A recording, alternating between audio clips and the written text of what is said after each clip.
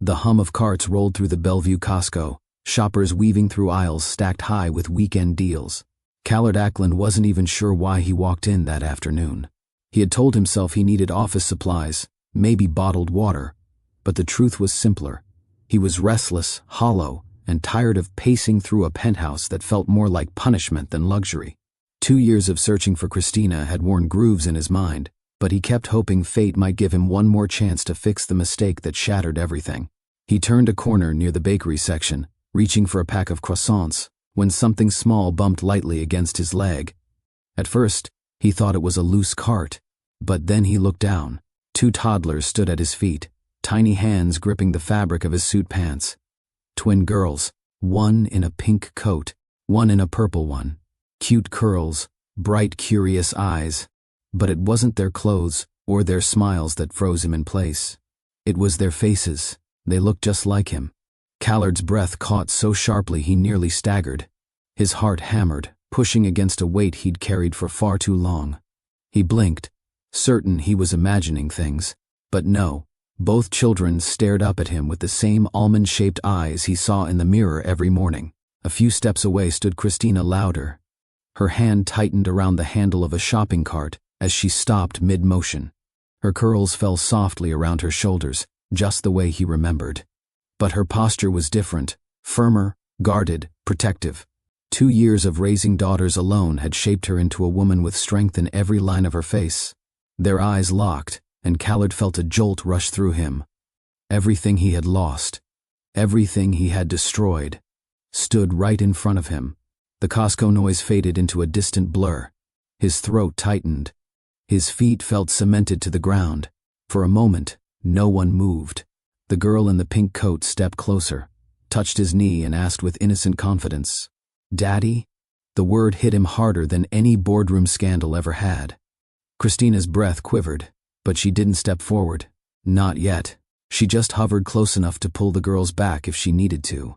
Her eyes were full of old hurt, mixed with something heavy, maybe fear, maybe caution, maybe memories she fought to bury. The twins clung to his legs as though drawn by something they didn't understand. Callard lowered himself slowly, trying not to shake. "Hi," he whispered to them, voice cracking. "I'm Callard." He wasn't sure the words even made sense. His vision blurred at the edges. He looked back at Christina, desperate for something, permission, forgiveness, anything. But she didn't speak. She held her ground, a mother ready to shield her children with her entire being. Behind the tension was the undeniable truth. The consequences of his greatest mistake now stood in front of him, alive and breathing. Callard swallowed hard, as guilt pressed down on him like a weight he couldn't lift. "What would you do?" a voice inside him asked, "if the person you once loved returned, and she wasn't alone?" Would anyone watching this video understand that quiet panic? Would they recognize the sickening drop in their stomach after realizing they broke something they should have protected? Have you ever hurt someone unintentionally? Have you ever wished for a second chance, but feared you no longer deserved it? Have you ever stood in front of a moment that felt like judgment for everything you ran from? Callard was living that moment now. 2 years ago, he pushed Christina out of his life. He refused to listen. He doubted the only person who ever saw him, truly saw him. She walked away, carrying the truth he never gave her a chance to share. She raised their daughters alone while he searched blindly for them. He rejected her love, the truth whispered back at him now. And today, he must face what grew from that pain. The twins clung to his sleeves again, giggling softly, completely unaware of the storm between the adults above them. If you're watching this, stay with me until the end of this story. You'll see whether forgiveness is possible, or if some wounds never fully heal. Will Christina allow him into their daughters' lives? Will Callard prove he's not the man who chose fear over trust? Will this moment be a doorway to redemption, or a reminder of everything he lost? Before we continue, please hit like and drop a comment. Your engagement helps YouTube show this story to more wonderful people who love powerful narratives like this. Callard stayed crouched on the polished warehouse floor, staring into the eyes of the 2 little girls who had somehow broken through every barrier he spent years building. He didn't touch them. He didn't dare, but he looked at them as if trying to memorize every detail in case this moment vanished as quickly as it appeared. Christina didn't move. Her body wasn't tense in anger, it was tense in protection, the kind only a mother learns. She stood close enough to shield them, far enough to let him see what he had done to their lives. The girl in the purple coat pressed her tiny palm to the back of his hand, testing him, studying him with a curiosity that made his throat tighten. Callard felt a tremor run through him. If he spoke too loudly, he feared he might scare the children, or himself. Regret had a way of turning even the strongest men into something fragile. He tried to speak again, his voice soft. "You're both very bright," he murmured. "Very brave." Their smiles widened, blissfully unaware of the weight between the adults. Moments like this were supposed to be joyous, introducing a parent to their children, but this one was wrapped in the kind of silence that comes from unfinished battles. Christina finally took one step forward, not toward him, toward the twins. Her hand rested on Amani's shoulder first, then Talia's. A silent message: "Stay near me. Don't rush into anything." Her eyes met his. No anger, just history, long nights alone, childbirth without a partner, first steps he never saw, first words he wasn't there to hear, 2 birthdays marked with cupcakes and no father in sight. Her gaze didn't need words. It said it all.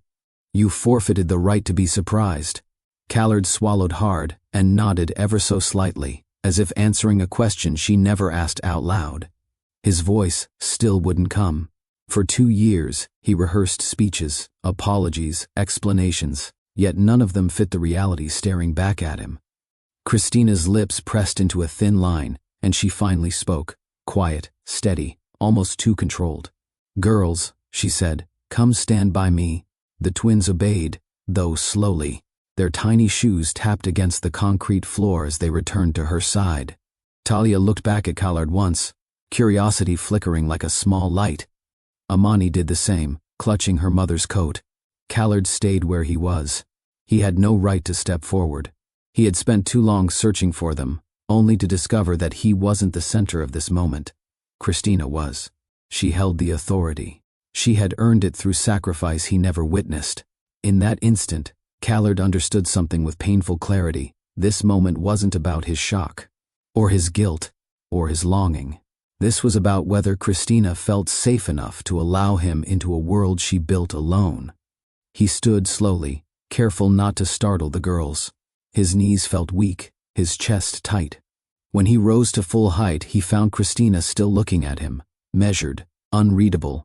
He whispered, barely audible, "Christina, I'm—" She raised a hand just slightly, stopping him. Not harshly, not cruelly, just firmly. "Not here," she said. Her voice wasn't cold. It wasn't warm either. It carried something heavier, boundaries. She had learned to build them for herself and her daughters. He had no choice but to respect them. Callard nodded again. For the first time in years, he felt small in a way that had nothing to do with business losses or bad press. This wasn't a problem he could buy his way through. This was emotional debt, and he owed more than he could ever repay. He glanced at the twins once more, both of whom peeked at him from behind their mother's legs. Their tiny faces held no blame. They were innocent. They didn't know the story that led them here. They only knew that a tall, unfamiliar man had looked at them as if his entire world rested in their eyes. Christina adjusted her grip on the shopping cart and spoke quietly, watching him closely. "Let me check out," she said. "We'll talk." Outside, there was no promise in her voice. Just structure, control, a chance, nothing more. Callard nodded once more, swallowing the ache rising in his chest. For the first time in a very long time, he was the one being guided. And he didn't dare push back. Christina guided her cart forward, the twins keeping close to her sides as she headed toward the checkout lanes. Each step she took was steady, measured, almost too controlled.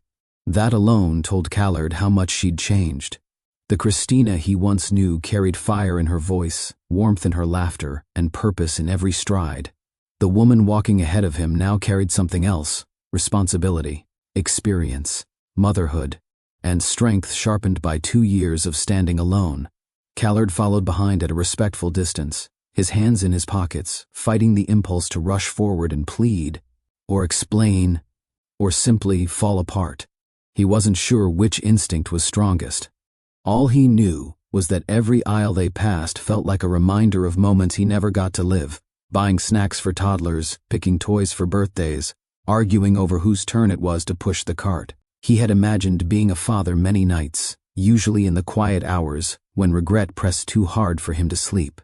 But imagination never came close to the reality of seeing his daughters for the first time, alive, laughing, and filled with curiosity he had never nurtured. At the checkout line, one of the twins, Talia, turned around again. She watched him with the wide-eyed innocence of a child trying to understand why a stranger looked at her as if she held the universe in her hands. Christina gently rested a hand on her back, guiding her forward. Callard felt the ache deepen. He didn't interrupt. He didn't try to speak. He didn't even attempt another smile. This was Christina's space, and he wasn't going to force his way into it again. Outside, the late afternoon air carried a crisp chill. Clouds stretched across the sky, hinting at rain later. Christina balanced bags on one arm and reached for the twins' hands with the other. Callard stepped up, not close, but near enough for her to know he was there. Christina paused beside a concrete pillar near the exit. She didn't sit. She didn't lean. She simply looked at him, her expression steady but unreadable. It took him a moment to find the courage to meet her gaze. "Christina," he began, barely above a whisper. "I didn't expect—" "For once," she said softly, "don't explain. Just listen." The words weren't harsh. They weren't dismissive. They were simply a truth she needed to say. Talia tugged at Christina's coat. Amani leaned against her mother's leg, holding a small book she must have picked up earlier. The girls didn't feel the tension, but they sensed something important was happening. Christina's voice lowered. "You saw them, you know." Callard nodded, his throat tightening. 2 years of searching, 2 years of guilt, 2 years of building a life around the echo of her absence. And now he stood face to face with the consequences of walking away from the one person who ever fought to understand him. This was the cost of not trusting her. He exhaled shakily. "Christina, I want to fix this. All of it." Her jaw tightened slightly, not in anger, but in caution. "You don't fix something like this in a parking lot," she replied. "This isn't about you feeling sorry. This is about what's best for them." She motioned subtly toward the twins. "And right now, their world is protected, stable, safe." The message was clear. His presence was not automatically part of that safety. Callard lowered his eyes for a moment, accepting the truth he had earned. When he looked up again, his voice carried the weight of a man willing to face whatever came next. "Tell me what I need to do." Christina didn't answer immediately. She took a breath, glanced at her daughters, then back at him with a calm firmness that kept him grounded. "We talk later," she said. "Somewhere quiet. Without all this noise." He nodded. "Anywhere, anytime. I'll be there." Christina didn't return the reassurance. Instead, she turned to the girls. "Say goodbye," she murmured.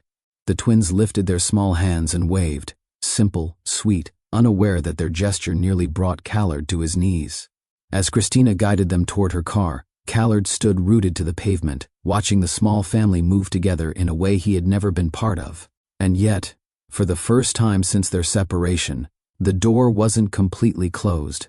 A sliver of possibility had opened. Fragile, faint, but real. So as this story begins, stay with me, because what happened next between Callard and Christina wasn't simple, and it wasn't guaranteed. This wasn't a fairy tale. This was a man facing the truth he ran from, and a mother deciding whether forgiveness could be safe again. Will Christina allow him to be part of their daughters' lives? Will Callard prove that he's changed? Or will the past be too heavy to mend? Before we dive deeper into their journey, please like this video and comment below. Your support helps this story reach more people who enjoy powerful, emotional narratives just like this one. Seattle's sky hung low that morning, heavy with the soft drizzle the city had become known for. The community center glowed with warm lights despite the gray streets surrounding it. People streamed in wearing damp jackets and umbrellas dripping along the tiled floors. Rows of chairs filled the auditorium, buzzing with local press, city activists, and volunteers curious about the Millionaire CEO who was scheduled to speak. Callard Ackland stood backstage straightening the cuffs of his tailored suit. His reflection stared back at him from a tall mirror, a polished man built by discipline, control, and relentless work. He had practiced his speech twice already, smoothing the tone until it sounded confident and charitable. 2 assistants whispered last-minute reminders, and photographers waited near the front row, eager to capture the city's golden philanthropist. Despite all this attention, something inside Callard felt strangely hollow. Moments before stepping out, he inhaled, trying to settle the unease pressing at his chest. Cameras loved him, donors loved him, and reporters admired his climb from foster care to corporate success. Yet none of it truly felt connected to the world outside his penthouse windows. His charity events were structured, predictable, clean. Everything carefully controlled, nothing raw, nothing real. When the host announced his name, applause rose like a wave. Callard forced a practiced smile as he stepped onto the stage. Lights warmed his face. Microphones waited. Behind him, a projected slogan glowed, "Building toward a better tomorrow." He lifted the microphone. "Thank you all for being here," he began, voice steady and smooth. "This city has given me more than I ever imagined possible. Today is about giving back, investing in the children who will shape our future." People nodded politely. Photographers snapped photos. Callard extended an oversized check toward a charity representative, and the audience clapped again. Everything followed the script perfectly, until it didn't. A ripple moved through the room. Whispers, shuffling chairs, and confused glances toward the aisle. Several organizers turned in surprise. Callard paused mid-sentence, scanning the crowd. A young woman walked steadily down the aisle, her expression focused and unwavering. Christina Lauder, a name he didn't yet know, but one that would alter every part of his life. She wore a simple jacket, small raindrops still clinging to her curls. Her stride wasn't loud or aggressive, it was purposeful. She wasn't there for attention. She wasn't intimidated by the stage or the reporters. She was carrying something in her hand, a piece of paper folded carefully at the edges. 2 security guards hesitated at the sides, unsure whether to intervene. Something about Christina's calm presence gave them pause. Callard blinked, thrown off balance as she approached the foot of the stage.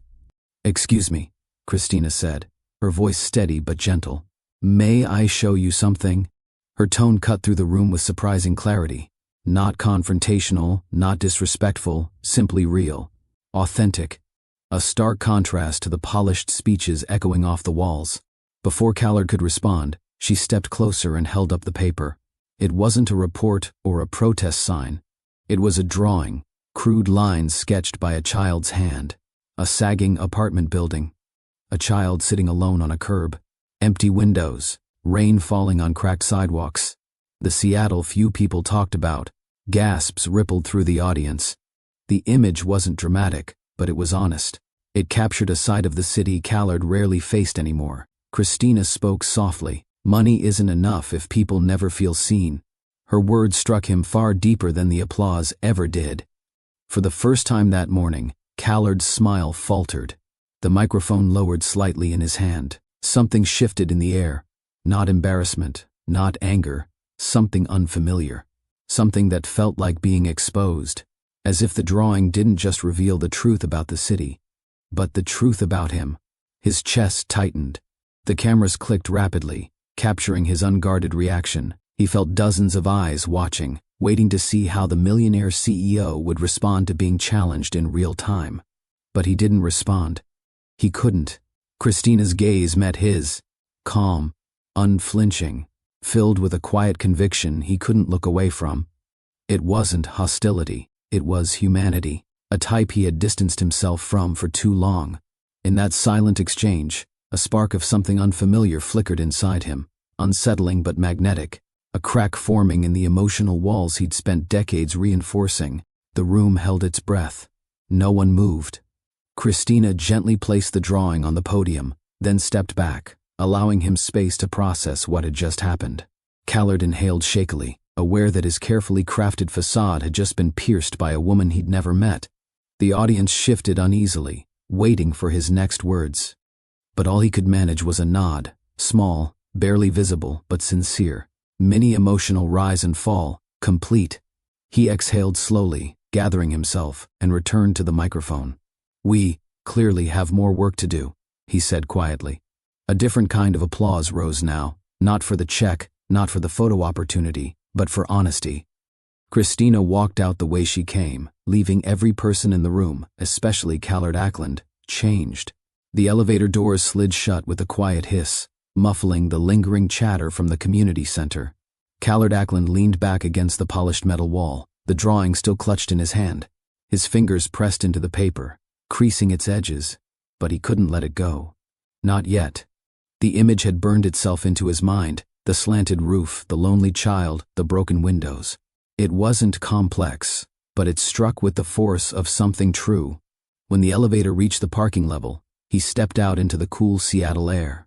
Rain tapped gently against the concrete as he walked to his black sedan, ignoring the assistant rushing behind him with a clipboard full of follow-up tasks. He didn't want to talk. He didn't want to pose for more photos. He didn't want to craft a statement about community collaboration. All he wanted was silence. The drive back to his downtown headquarters blurred past him. The windshield wipers swept away drizzle, but not the weight pressing behind his ribs. He tried to rehearse the words he would say to his communications team, but every sentence felt hollow, forced, wrong. When he reached the Ackland Tower, he headed straight for his top-floor office. He dismissed staff with a simple "not now," closing the door firmly behind him. The hum of the city seeped through the tall glass windows, mixing with the faint sound of seagulls near Elliott Bay. Normally, the skyline gave him comfort, a panoramic reminder of how far he'd climbed. Today, it felt distant. Callard set the drawing on his desk. For a moment, he just stared at it. His desk was usually spotless, filled only with contracts, project proposals, and sleek pens lined up meticulously. This child's sketch didn't belong there, but somehow it belonged more than anything else. He sank into his chair, pressing both hands to his face. His chest tightened in a way he hadn't felt since childhood, back when he used to lie awake in foster homes, listening to unfamiliar noises and wishing he had someone to trust. Someone who saw him, someone who cared. He lowered his hands and exhaled slowly. The knock on the door made him tense. "Callard?" His assistant's voice called softly. "The press is requesting a statement. The donors want—" "I said not now," he replied, not raising his voice but leaving no room for argument. The footsteps retreated. Silence returned. He leaned forward, elbows on the desk, staring again at the drawing. The pattern interrupt was unintentional but powerful. Every time he looked away, his eyes returned to it, pulled by a gravity he didn't understand. Something about the girl who brought it, Christina, kept echoing through his mind. Her poise, her conviction, the way she stood firm despite an entire audience staring at her. She didn't come to embarrass him. She didn't come for attention. She came because she cared. That sincerity disrupted him more than any public challenge ever had. He rubbed his jaw, trying to steady himself. Why had her words bothered him so deeply? Why did his polished speech suddenly feel like a thin cover over something empty? A quiet memory surfaced, one he rarely let himself revisit. He was 9. New foster house, same fear. The couple had taken in 5 children at once. Too many. Beds were cramped, food was stretched thin, and affection was scattered like leftovers. He remembered one night staring out a cracked window, watching rain hit the rooftop. He had a school project due the next day, a drawing of his neighborhood. He sketched the broken streetlights and peeling paint.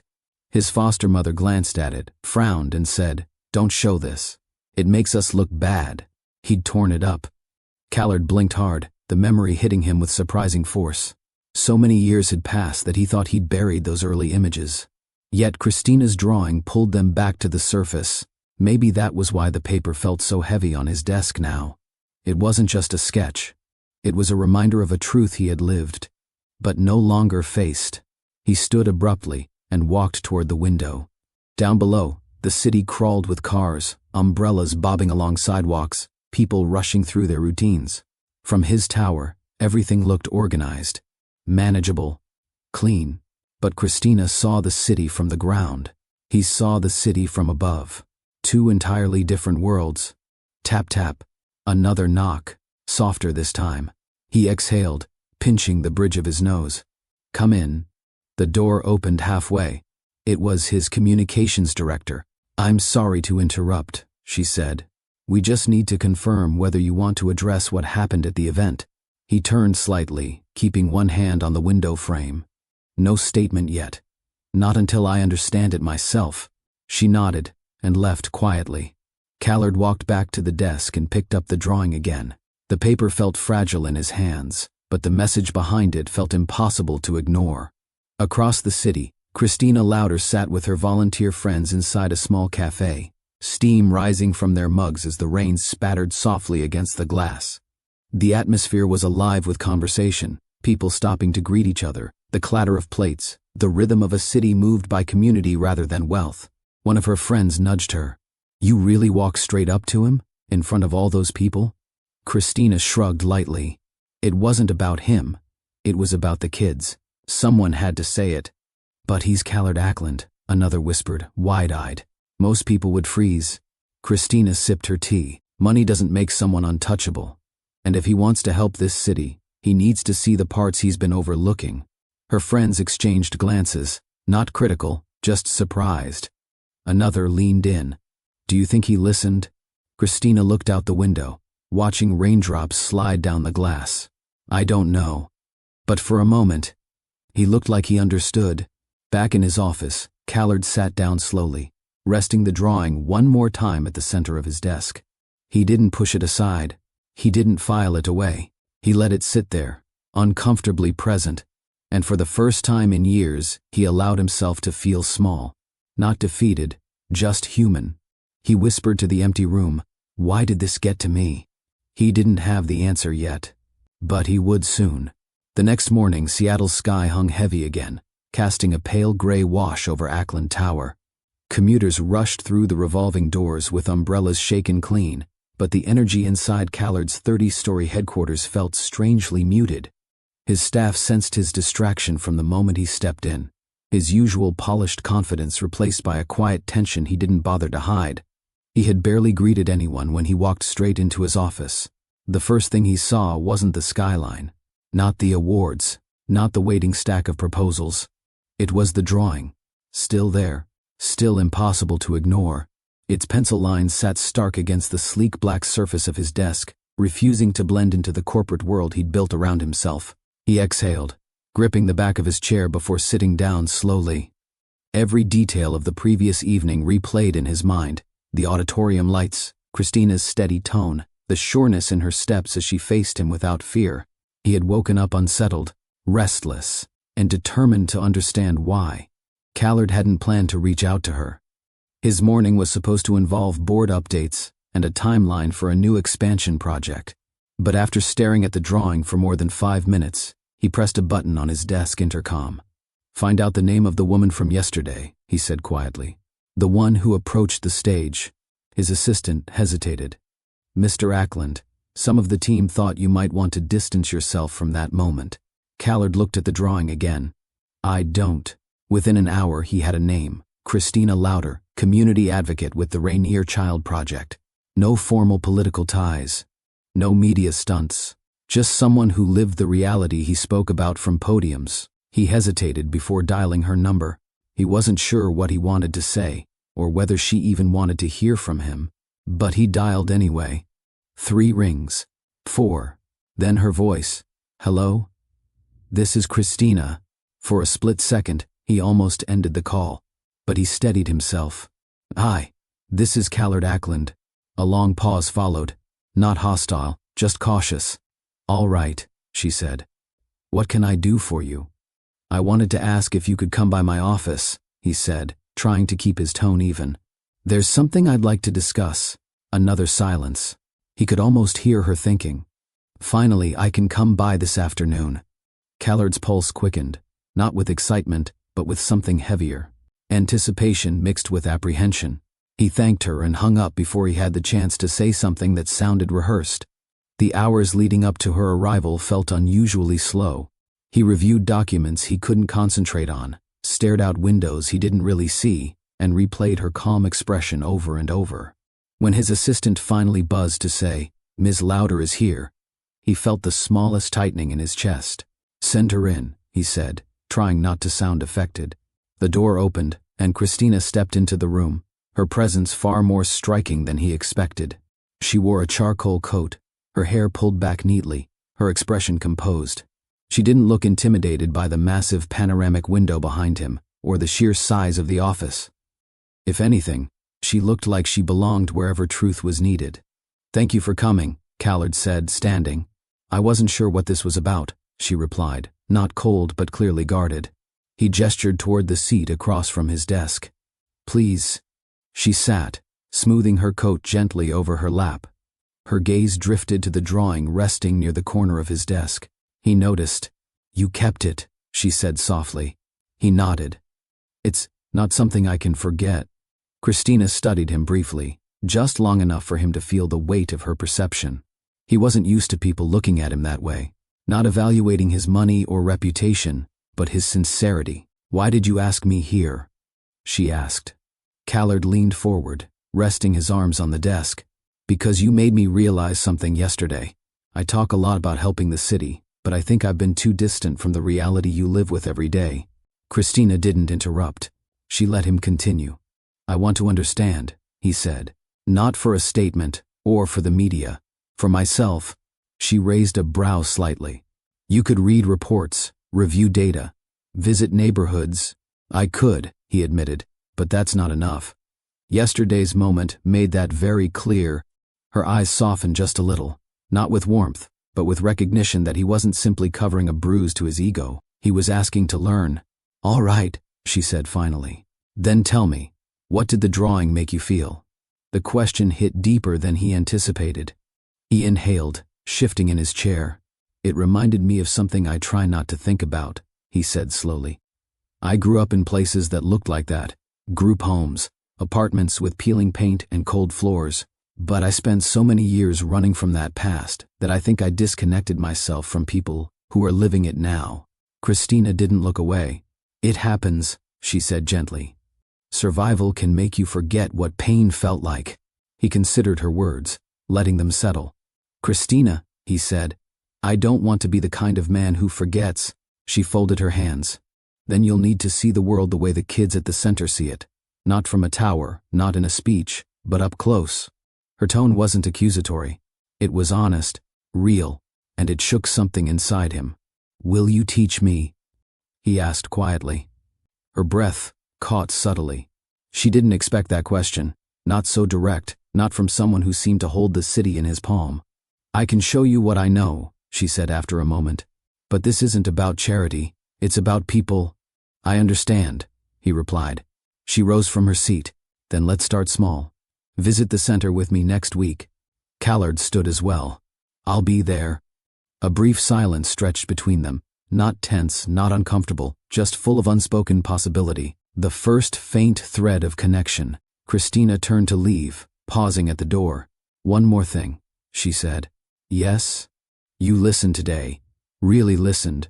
That matters." When the door closed behind her, Callard let out a breath he didn't realize he'd been holding. He looked again at the drawing on his desk. The lines seemed clearer now, sharper, meaningful.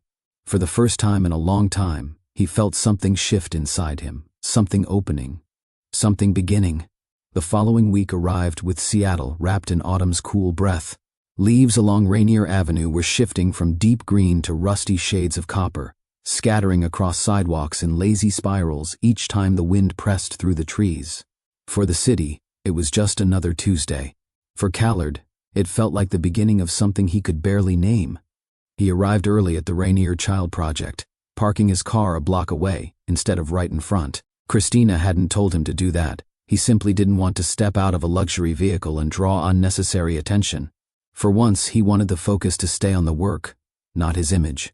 As he approached the center, he noticed children's voices drifting from a fenced play area. Laughter, running footsteps, the clang of a basketball hitting pavement. It didn't sound like one of the charity galas he sponsored. It sounded real, unfiltered, alive. Christina met him at the entrance, holding a clipboard but smiling, small, reserved, but genuinely warm.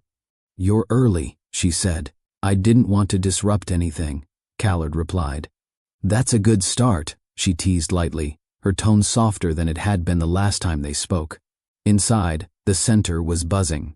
Volunteers sorting donations, teachers preparing art supplies, Kids darting in and out of the hallway with crumpled paper airplanes. No polished speeches, no cameras, no staged moments, just community. Christina waved him over to a table covered with blueprints and sketches. These are the renovation plans, she explained. We want an upgraded reading room, better lighting, a small kitchen for meal programs, things that matter day to day. Callard leaned over the table, examining the layout. Who drew these? He asked. One of our teens. She wants to be an architect. He nodded slowly. This is impressive. Better than the designs my team came up with for similar projects. Christina raised an eyebrow, amused. Careful. Your firm might feel threatened. He smirked, and for the first time in a long while, the expression felt natural. Maybe they should be.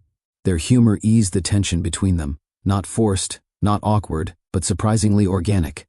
Christina noticed it, even if she didn't comment on it directly. They spent the morning walking the facility together. Callard listened, truly listened, as she pointed out rooms needing upgrades and explained how kids responded to structure, warmth, and consistency. She didn't speak like someone giving a tour. She spoke like someone advocating for every child who had ever stepped through these doors. One little boy tugged at her sleeve, holding up a broken action figure. Miss Christina, can you fix him? Her face softened instantly. We'll try, okay? Bring him to my desk later. The boy nodded and ran off. Christina continued walking, but Callard found himself pausing. You know all of their names? He asked. I try to, she said. Names matter. It shows them they're not invisible. Her words hit something deep in him. He thought of the homes he cycled through as a child, people calling him kid, boy, or just you. Rarely his name. Rarely with warmth. They stepped into the reading room, where a small group of children sat with books.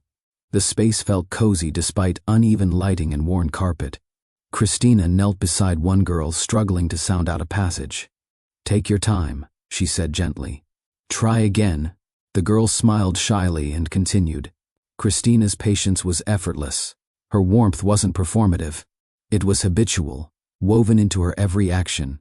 Callard leaned against the door frame, watching quietly. Something about the scene pressed against the walls he'd built around himself long ago. A thought slipped in, the kind he usually pushed away. What would my life have been like if I had someone like her growing up? Christina stood and walked back to him. Sorry, she said. I didn't mean to get distracted. Don't apologize for helping, he replied. It's grounding. She tilted her head slightly, as if seeing a layer of him she hadn't expected to uncover so soon. Come on, she said gently. There's something else I want you to see. She led him to the back of the building where an overgrown lot stretched out, dotted with construction equipment they'd acquired secondhand. Rusted fence lines framed the space. A few autumn leaves danced across patches of uneven soil. This is where we want the new activity wing, she said. Somewhere kids can learn skills. Gardening, painting, cooking. Their parents would benefit too. Callard walked slowly across the lot, imagining possibilities. And you're short on funding, he guessed. I wouldn't call it short, she said. I'd call it persistent effort. He laughed softly. You're good with words, she shrugged. You're good with resources. Maybe that's why we ended up in each other's way. Or on the same path, he said before he could stop himself. Her eyes met his, calm, surprised, but not dismissive. Seattle's autumn wind swept through, carrying the crisp scent of rain and earth. A nearby tree rustled with fading leaves, a subtle reminder that seasons always change, even in places where people feel stuck. Christina exhaled slowly, crossing her arms lightly. You really want to understand this world, not from the outside, but up close? Yes, he said without hesitation. Then I'll expect consistency, she replied. Not just money. Presence. He nodded. You'll have it? There was a long pause, charged but not overwhelming. Do you want to help paint today? She asked suddenly. We promised the kids we'd cover the back hallway in a brighter color. I've never painted a hallway in my life, he admitted. Well, she said with a small smile, today's your chance. She handed him a brush. Their fingers brushed briefly, barely a second, but enough for a warm flicker to pass between them. Christina felt it. Callard felt it. Neither spoke on it. They painted side by side, Christina cracking occasional jokes about his uneven brushstrokes. Are you trying to create modern art? I'm giving it character, he defended. That's one way to call it, she teased. The hallway gradually transformed, from dull beige to soft blue. Children peeked in occasionally, giggling at the sight of a millionaire CEO splattered with paint. By late afternoon, the hallway glowed with new color. Christina stepped back, admiring their work. It looks hopeful, she said. So do you, he murmured. She glanced at him, slightly startled, but she didn't look away. For the first time since their confrontation at the community center, she allowed herself to soften, just enough for him to see it. Something real was taking shape between them. Quiet, unforced, human. The following Friday evening settled over Seattle with a calm that hinted at a chilly night ahead. Streetlights flickered on across Columbia City, casting warm pools of brightness on sidewalks where neighbors exchanged greetings and families walked home with grocery bags. Callard parked a short distance from Christina's childhood home, gripping the steering wheel for an extra moment before stepping out. He wasn't nervous about meeting her family in the way a man might fear disapproval. He was nervous because this was foreign territory, real human closeness, the kind he'd only ever observed from behind glass windows or through the lives of others. His upbringing never offered family dinners or laughter at a kitchen table. Those scenes belonged to a world he admired from afar but never participated in. Christina had texted him earlier, "We eat around 6. Don't dress fancy. My dad will tease you if you do." He smiled at the memory. He wore a simple dark sweater and clean jeans, probably the most casual outfit he owned. When he reached the front porch, the door was already opening. Mwangi stood there with a wide, warm smile, her apron dusted with flour. "Callard," she greeted, waving him in as if he had always been welcome. "Come inside before the cold catches you." He stepped into a home that breathed comfort. The scent of spices, roasted chicken, and something gently sweet filled the air. Soft music played from the dining room, and laughter spilled from the kitchen. Christina emerged from the hallway, wiping her hands with a towel. She wore a deep green sweater, her curls loose around her face. She looked at ease, grounded, beautiful in a way that didn't ask for attention but naturally drew it. "You made it," she said with a smile. "I wouldn't miss it," he replied. Before another word could be exchanged, Marcus appeared, dramatically raising an eyebrow. "So this is the famous CEO," he declared with mock grandeur. "Marcus," Christina warned, rolling her eyes. "What?" Marcus said with exaggerated innocence. "I'm just welcoming him." Tia walked in behind him, shaking her head. "Ignore my brother. He practices being annoying as a full-time job." Mwangi clapped her hands. "Everyone behave. Guests deserve kindness." "But Mom," Marcus protested, "you always tell us guests should feel at home. This is what home feels like." Callard laughed, really laughed, and the siblings exchanged proud grins as if they had just passed some secret test. A deep voice called from the dining room, "Bring him in. I want to see the man who paints hallways crooked." Christina closed her eyes. "Oh no." Dooley stepped into view, wiping his hands on a kitchen towel. Tall, steady, with eyes that held humor and wisdom side by side. He extended a hand. "You must be Callard," he said. "Welcome. We're simple folks here. We eat, we laugh, and we say what we mean. If you can handle that, you'll be just fine." Callard shook his hand, surprised by the firmness and the warmth. "I appreciate the invitation." "You should," Dooley teased. "My wife only cooks like this for people she likes." Mwangi threw a light kitchen towel at him. "Hush and help me bring out the food."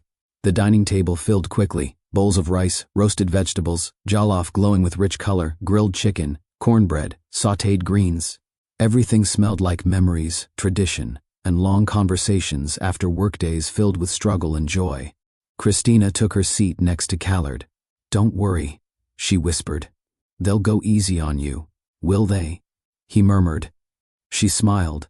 "Probably not." Dinner began with stories, some embarrassing, some heartfelt, some completely ridiculous. Tia recounted how Christina once tried to bake cookies for a school fundraiser and accidentally mixed up salt and sugar. "That was one time," Christina protested, laughing. "One time too many," Marcus said. "We still remember those crunchy disasters." Callard grinned.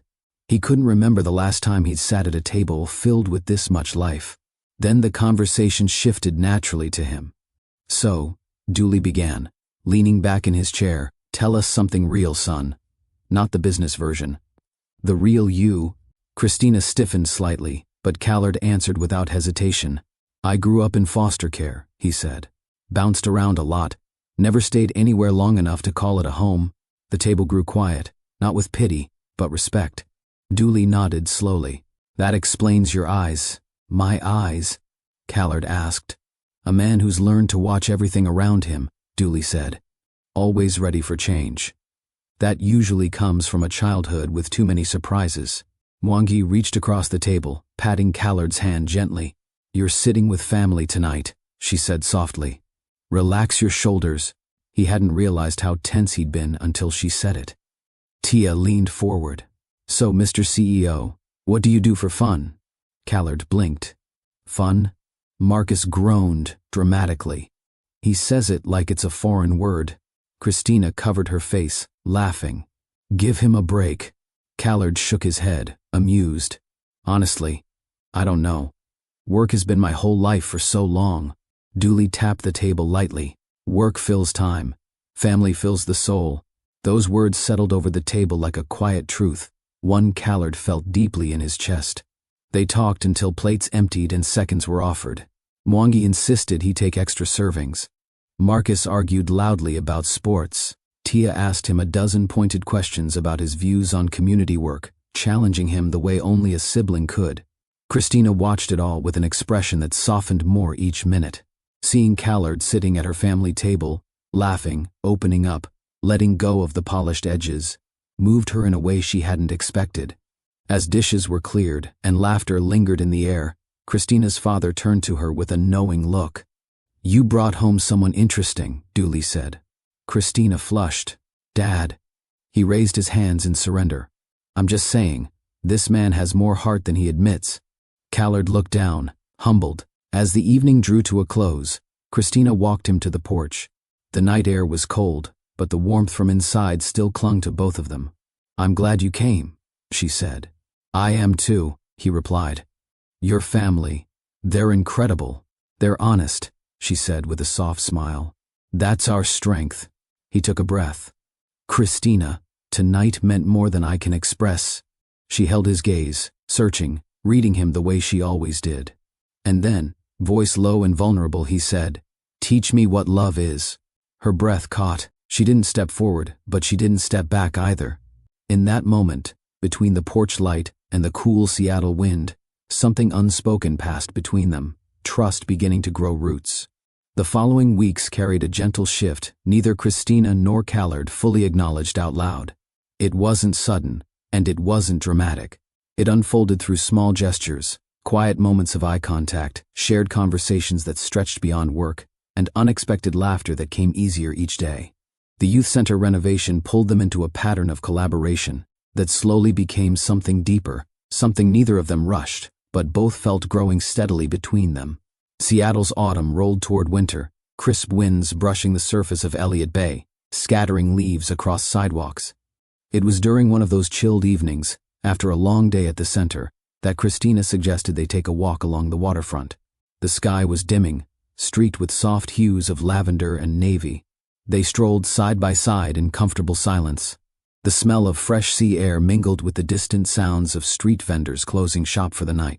Christina hugged her coat tighter around herself, and without thinking twice, Callard offered her his scarf. "You'll freeze out here," he said. She hesitated, then accepted it with a small smile. "Thank you." As they continued, the Seattle Great Wheel towered above them, its lights twinkling like a ring of stars suspended over the water. Couples stood in line, families pointed excitedly, and the occasional shriek of joy echoed as the gondolas lifted. Christina stopped walking. "You ever been on it?" she asked. Callard shook his head. "No. I've seen it 1,000 times, but never actually rode it." "Then tonight's your chance," she said, turning toward the ticket booth. He was the one who hesitated now. "Are you sure?" She nodded. "You said you wanted to understand this city beyond the boardrooms. This is part of it. Simple moments." He followed her quietly. The attendant handed them a pair of tickets. and soon they stepped into one of the gondolas. As the door closed behind them, the wheel began its slow rotation upward. Seattle unfolded beneath them, streets lined with lights, cars crawling like tiny sparks, the bay stretching into the shadowed horizon. Christina pressed her palm lightly against the glass. "Beautiful, isn't it?" she murmured. "It is," he answered, though his gaze rested on her instead of the skyline. She noticed. Her cheeks warmed, but she didn't look away. Something shifted between them again, an acknowledgement, subtle but undeniable. "You surprised me," she said quietly. "All these weeks, you've been showing up, doing the work. Not for the cameras, not for your reputation. Just showing up." Callard swallowed lightly. "I meant what I said. I want to learn, not just about the center, about life, about the parts I missed." "And why?" she asked, tilting her head slightly. "Why now?" He sighed, not with frustration, but with honesty. "Because I spent my life chasing goals, not moments. I thought success would fill every empty space inside me. But when you challenged me at that event, something shifted. You spoke as if the truth mattered more than appearances. I needed that. I needed you to show me the world I'd forgotten." The ride carried them higher, the gondola swaying gently. Christina sat back, taking in his words. She had expected ambition. She had expected polished answers. She hadn't expected vulnerability. "You've grown," she said softly. "More than you realize." He inhaled deeply. "Christina, I don't want this to sound rushed, but She reached forward and placed a calm hand on his knee. "Let the moment tell you what to say." Her touch guided him, giving him the courage he needed. "Christina," he said again, voice steadier, "I don't just respect you. I don't just admire your strength. I care for you, in a way that feels real in places I didn't think were still alive." She blinked, emotion flickering across her face. "Callard." He reached into his coat pocket and pulled out a small velvet box. Her breath caught. "You don't have to say anything yet," he said quickly. I want you to see it." He opened the box. Inside was a simple ring, no extravagant diamonds, no overwhelming design. A silver band with a tiny embedded stone that glowed faintly under the gondola lights. Elegant, honest, thoughtful. Her eyes softened instantly.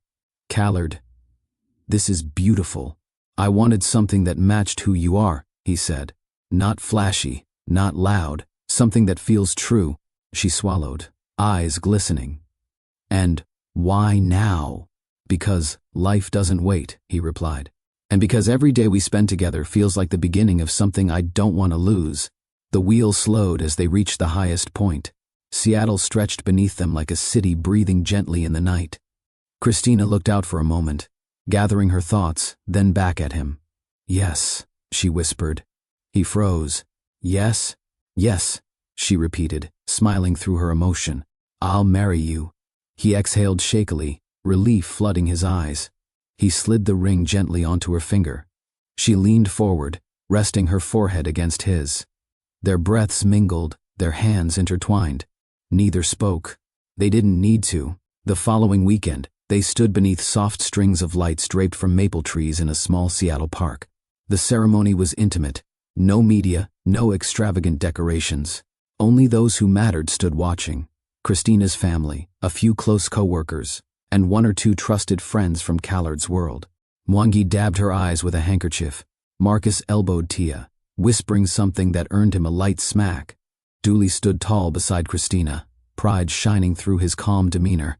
Christina wore a simple flowing dress that caught the breeze. Callard wore a dark suit, his posture straight, but softened by the emotion he couldn't hide. As they faced each other, the officiant gave them a moment to speak their vows. Christina went first. "Callard," she began, her voice strong, "I've watched you open your heart one step at a time. You've shown courage in places where vulnerability once scared you.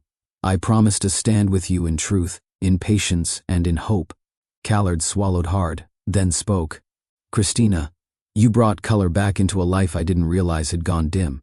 You've taught me to see people, not problems, to feel, not hide. I promise to protect your heart and honor the love you give so selflessly." They exchanged rings, simple, meaningful, honest. Dooley placed his hand on their joined palms and whispered a quiet blessing. The wind carried the soft laughter of family. The trees above swayed gently, as if nature itself leaned in to witness their beginning. When they shared their first kiss as husband and wife, it wasn't dramatic. It was tender, a promise sealed under soft lights. The world seemed at peace. The moment felt earned, and neither of them sensed how fragile happiness could be, standing right at the emotional peak before the fall. Winter settled over Seattle with a quiet chill, frosting rooftops and draping the city in a muted calm that disguised the storm forming inside Ackland Industries. Only a few months had passed since Callard and Christina exchanged vows under soft lights, yet the world around them was shifting with a pace neither of them fully recognized. At first, the changes inside the company seemed minor. Delayed reports, unusually tense board meetings, investors asking pointed questions during quarterly updates. But as the holiday season approached, the pressure thickened. New competitors emerged, shareholders demanded aggressive growth strategies, and the media began scrutinizing their expansion timeline.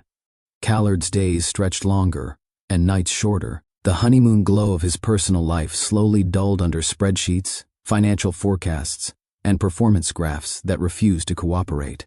He sat in his executive office one late evening, the only light coming from the screen in front of him.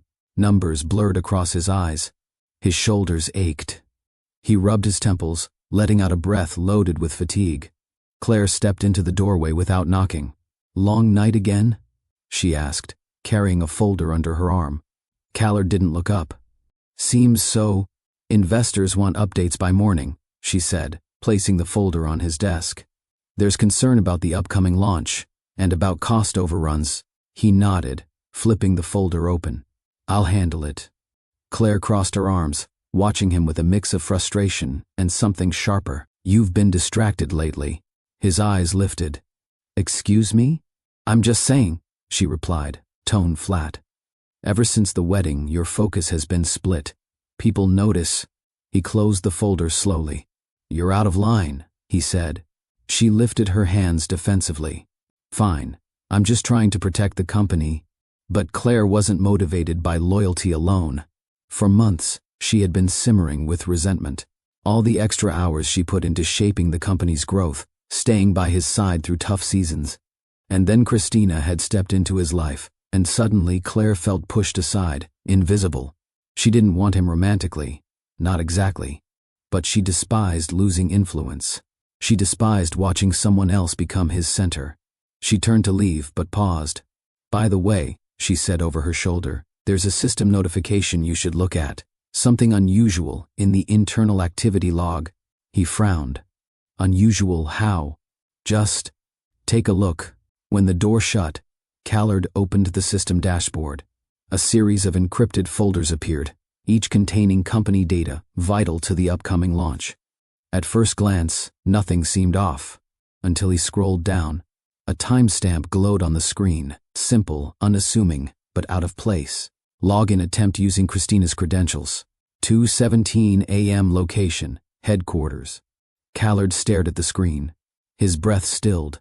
He clicked the line again, checking the metadata. Same timestamp, same credentials, same access path, one that led directly to confidential files about the upcoming launch. He swallowed hard.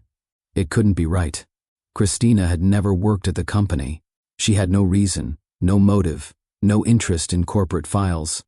And yet, there it was on the screen, a pattern interrupt powerful enough to pierce through his exhaustion. He pushed his chair back and leaned forward, rubbing his hand across his jaw. Maybe it was a glitch. Maybe someone else used her credentials. Maybe... "Is everything okay?" Claire's voice came from the doorway again, too casual to be innocent. He quickly minimized the screen. "I'm fine." "You don't look fine." "Claire," he said sharply. "I said I'm fine." She raised a brow but stepped back without pushing further. "Let me know if you need me." When she left, Callard reopened the log, his eyes fixed on the timestamp. His mind wandered back to Christina's warm smile over dinner with her family. The way she had laughed with his uneven painting strokes. The honesty in her voice when she said yes on the great wheel. He trusted her, didn't he? Another notification pinged on the screen, rumors beginning to circulate among internal staff. Anonymous messages mentioning leaked files, unexpected login activity, possible breach. Pressure wrapped itself tighter around him. Investors were already nervous. Shareholders wanted answers. If private development plans were exposed, the entire company could suffer millions in losses. Jobs could vanish. Markets could shift. And he would be held responsible. He closed his eyes, letting his head fall back against the chair. Not now. Not when his marriage was still new. Not when he finally felt like he was building something meaningful. Not when he was still learning what love felt like. The office clock ticked quietly. 1:47 a.m. He couldn't shake the tension growing in his chest. He reopened the logs. Christina's name glowed at him again. He whispered to the empty office, "No, it doesn't make sense." He tried to shake off the doubt forming in his mind, but old wounds whispered too loudly. Memories of being abandoned, deceived, and overlooked etched themselves into the silence around him. His phone buzzed. A message from Claire. "We need to talk in the morning. There's more." He tightened his grip on the phone until his knuckles whitened. Outside the floor-to-ceiling windows, Seattle glimmered under a blanket of night. But inside, everything felt dimmer, heavier, weighed down by questions he wasn't ready to face. He stared once more at the timestamp, frozen in digital ink, unmoving, unchanging. The moment that would crack everything. The storm hit Seattle earlier than the forecast predicted. Sheets of rain slid down the glass walls of the penthouse, blurring the lights from buildings below and turning the city into a swirl of gray and gold. Inside, the atmosphere was no calmer. Callard paced across the living room, with the same document open on his tablet. Christina's login timestamp glared back at him, like an accusation he didn't know how to process. He tried to push the thought away again and again, but each attempt tightened the knot in his chest. He loved her. He believed that. He trusted her, didn't he? But tonight, the pressure at the company had cracked something inside him. And now that crack echoed everywhere, including here, in the home they'd built together. The elevator chimed softly. The doors slid open, and Christina stepped into the penthouse, shaking rain from her coat. She smiled when she saw him, but it faded quickly. "Callard?" she asked. "Are you okay?" He didn't answer immediately. He stared at her, trying to reconcile the warmth of her presence with the cold fear twisting inside him. She took a step closer. "What's wrong?" He lifted the tablet in his hand. "Explain this." Confusion crossed her face before she even looked at the screen. "What is it?" "The system logs," he said, voice tight. "It shows you accessed confidential files at 2 a.m. At my headquarters." She stared at the screen. Her brows knitted together slowly. I've never logged into anything at your company. I don't have access." "You know that—" He looked away, jaw clenched. "I thought I knew." She flinched slightly. "Wait, are you saying you think I did this?" "I'm saying the logs show your name," he replied. "Callard," she said, stepping closer. "I wasn't there. I would never go through your files. Why would I?" He shook his head. He didn't want to, but the doubt had already seeped in. Weeks of pressure, investors cornering him, Claire's quiet suggestions, all wrapped around his mind like vines he couldn't untangle. "You've had access to the building," he said. "Your name is on the visitor list. That's enough for people to start talking." She stared at him. Truly stared. "You think I'd risk everything we're building? That I'd betray you? After everything we went through just to get here?" The hurt in her voice made his chest tighten, but instead of softening, his walls rose higher. "You were in the system," he repeated. "Your name is there." "Someone used my name," she insisted. "Someone else did this." He paced away from her, running a hand through his hair. "Or you're lying." The words struck her like a slap. She inhaled sharply. "Is that what you believe, that I'm lying to you?" "I don't know." He burst, his voice cracking. "I don't know anything right now." The room fell silent, except for the storm raging outside. "How could you think that of me?" she whispered. He didn't answer, because he didn't know how. Because fear, old familiar fear, had rushed in like a current, dragging him into memories he spent his entire adulthood escaping. Memories of broken promises, memories of people leaving him without warning, memories of choosing wrong and paying the price. Christina stepped closer, gently placing her hand on his arm. "Callard, look at me." He did. "Whatever you think happened," she said, voice trembling but steady. "I didn't do it." I would never hurt you. You taught me how to trust again. Please don't take that away." For a moment, the truth shimmered in her eyes, real, undoctored, warm, but then Claire's earlier message flashed across his mind. There's more. He pulled away from Christina's touch. She froze. "What else are you hiding?" he asked quietly. Her breath stuttered. "What? I'm not hiding anything." "Then why does everything point to you?" he demanded. "It doesn't," she cried. "It only looks that way because someone wanted it to." Lightning illuminated the penthouse, casting a brief glare across the rain-streaked windows. "You're not listening to me," she said, her voice breaking. "Why won't you just listen?" "Because I've spent my whole life trusting the wrong people." Callard snapped. "Do you know what that does to a person? Do you know what it feels like to wait for the moment someone shows you they're just like everyone else?" Tears filled her eyes. "I am not everyone else." But the storm inside him was louder than her voice. A new notification flashed on his tablet. Claire had sent another attachment, screenshots, file paths, manufactured patterns pretending to prove Christina's involvement. He stared at them. His silence was enough. Christina stepped back slowly, disbelief overtaking the pain. "You really think I betrayed you?" He didn't answer. His silence was her answer. Her tears fell then, not loudly, not dramatically, but silently, devastatingly. "You promised to trust me," she whispered. "You promised." A trembling breath left him, but his lips didn't move. She walked toward the elevator. "Christina," he choked, finally reaching for her. She stopped and turned. Rain streaked the windows behind her, lightning casting pale reflections across the floor. She looked at him with a heartbreak that would stay carved in his memory forever. "You taught me to open my heart," she said. "And tonight, you're teaching me why I should have kept it closed. Please." He took a step forward. She shook her head. "No, you made your choice."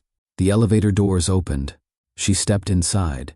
He reached the threshold just as the doors began to slide shut, but he didn't force them open, not because he didn't want to, but because the walls he'd built all his life froze him in place at the worst possible moment. The last thing he saw was the look in her eyes. The last thing she heard was his whisper, "Christina, don't go." But the doors closed. She left. Outside, the storm raged. Harder than before.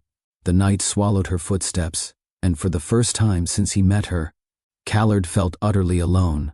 The storm had not eased by the time Christina reached the lobby of their building. The night wind pushed against the glass doors with forceful gusts, and lightning flashed across the Seattle skyline. Her cheeks were wet, not only from the rain she had stepped into, but from the tears she could no longer contain. She wrapped her coat tightly around herself and stepped out into the downpour. It didn't matter that she had no umbrella. It didn't matter that the cold bit into her skin. All she could think about was his face, the fear in his eyes, the doubt, the silence that cut deeper than any shouted accusation could have. She walked until her legs could no longer carry her. She found a bench under the partial shelter of a bus stop and sat, shaking. Her breath came in unsteady bursts. Her hands trembled in her lap. She replayed everything. Their first spark, their quiet dinners, her family laughing with him, the proposal under the great wheel, their vows, the promise to trust one another, all unraveled in a single night. She pressed a hand to her stomach, not out of instinct, but because a strange heaviness settled there. She closed her eyes. Earlier that day, before the confrontation, she had felt dizzy, lightheaded in a way she dismissed. The stress, she had told herself. She had worked long hours at the youth center. She had eaten late. She hadn't been sleeping enough. But now, sitting in the rain, her mind shifted to the missed days. The calendar weeks she hadn't counted carefully. The changes in her body that she had attributed to adjusting to married life. Her breath caught. "No," she whispered, shaking her head. But then another wave of dizziness washed over her, and deeper instinct whispered a truth she hadn't been ready to name. She was late, very late. Her pulse pounded so hard she felt it in her fingertips. She pressed a hand against her chest and inhaled shakily. Not tonight, not like this. She couldn't return home. Not tonight, maybe not ever. She couldn't face the doubt in his eyes. She couldn't beg for belief again. Not when he had turned away from her exactly when she needed him most. When the next bus arrived, She climbed on, dripping rainwater onto the floor. The driver gave her a sympathetic look but said nothing. She slid into a seat near the back and stared out the window, watching the city blur past in streaks of gray and gold. She didn't know where she was going. She only knew she had to get away. Far enough to gather herself. Far enough to breathe. Far enough to protect whatever future was forming inside her. Meanwhile, in the penthouse, Callard stood motionless long after the elevator doors closed. The storm continued to batter the windows, thunder rolling across the city like distant warnings he had ignored for too long. He replayed everything she said. "You promised to trust me. I would never hurt you. You're not listening." Her voice lingered, filling the cold silence of the empty room. He dragged a hand across his face. His pulse hammered. His stomach churned in tight, painful knots. "What have I done?" he whispered. But instead of going after her, he remained frozen, caught between the man he wanted to be and the man old wounds kept dragging him back to. He walked to the bar counter, poured a glass of water, set it down without drinking, and braced both hands on the cool stone surface. His reflection in the dark window behind it looked foreign, someone hollow, trembling, confused. The elevator chimed again. He turned sharply, breath catching. Claire stepped out, her hair damp from the storm, her expression deceptively soft. "Callard?" she asked, voice low. "Are you all right?" He looked away. "What are you doing here?" "I saw Christina leaving," she said, approaching. She looked upset. He didn't reply. She placed a folder on the counter. "I wanted to bring you the rest of the audit findings. There's more evidence pointing to her." He flinched. "Stop. Callard." "I said, stop."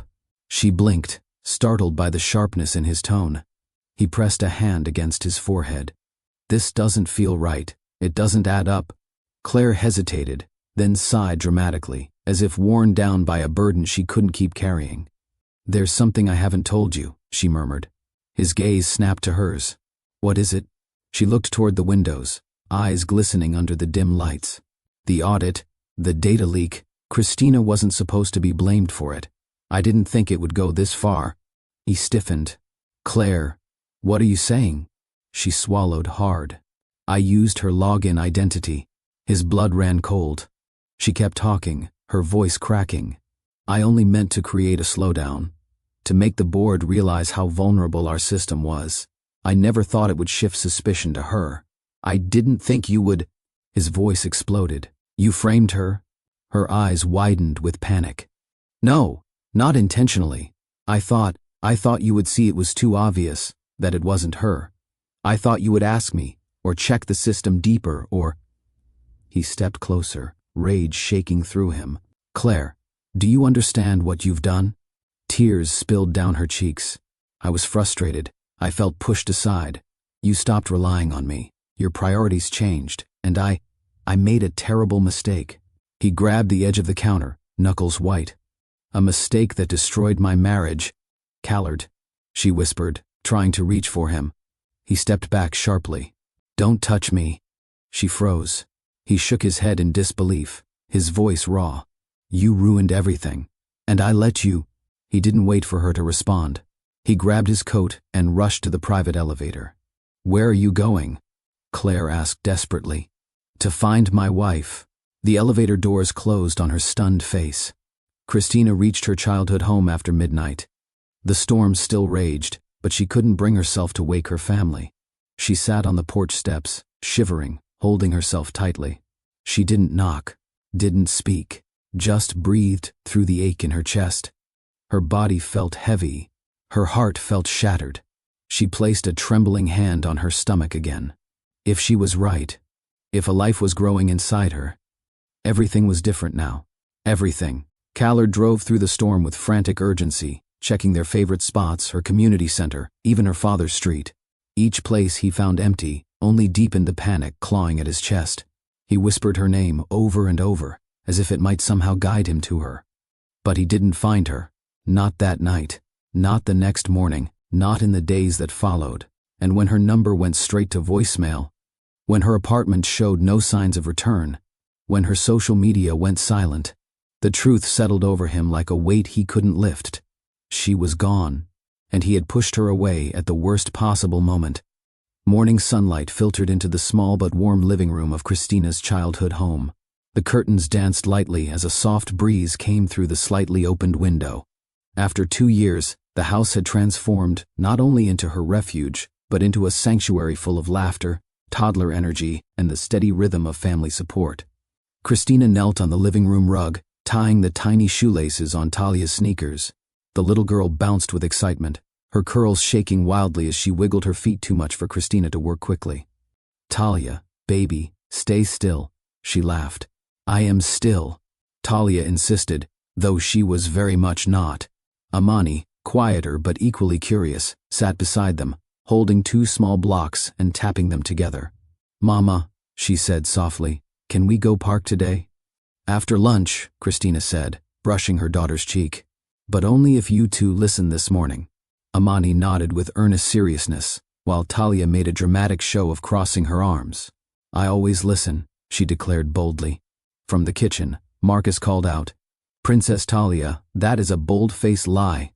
Talia gasped as if personally offended. "Uncle Marcus, I do listen." Mwangi stepped in from the kitchen doorway, wiping her hands on a towel.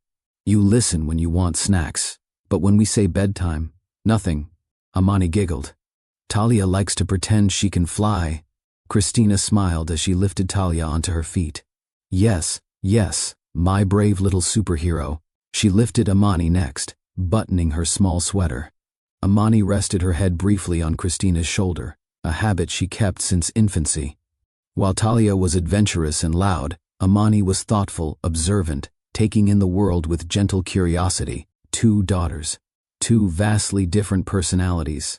2 reasons to wake up every morning and keep going. Her days were full, demanding, and beautiful in ways she hadn't expected. 2 years of motherhood had strengthened her in places heartbreak once weakened. She had learned how to make midnight bottles half asleep, how to soothe fevers with steady hands, how to teach 2 toddlers to share without losing her mind. She learned resilience in ways deeper than before. Through patience, not pain. Dooley walked into the living room, coffee mug in hand. "I heard 2 little whirlwinds asking about the park." "Grandpa," Talia shouted, running to him full speed. He caught her effortlessly, lifting her into the air. "One day you're going to knock me down with how fast you run." Amani followed more slowly, sliding her hand into his free one. "I like swings," she said.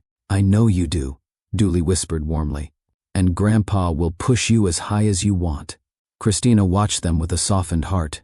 The quiet strength of her father had carried her through the hardest nights, especially during the early months of pregnancy, when uncertainty overwhelmed her.